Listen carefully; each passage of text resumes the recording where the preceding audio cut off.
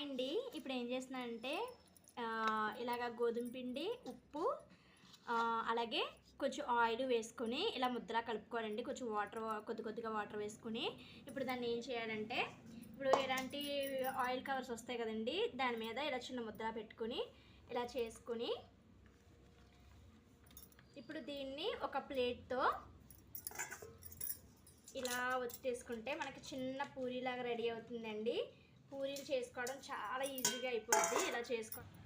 ఇప్పుడు ఇంకొక టిప్ ఏంటంటే, ఇప్పుడు ఇలా చపాతీలా చేసేసుకొని దీన్ని ఇలాగా ఈ షేప్లో కోసుకోవాలండి. ఇలా ఈ షేప్లో కోసుకుంటే చిన్న పూరీలాగా భలే వచ్చేస్తాయి. భలే ఉంటుందండి.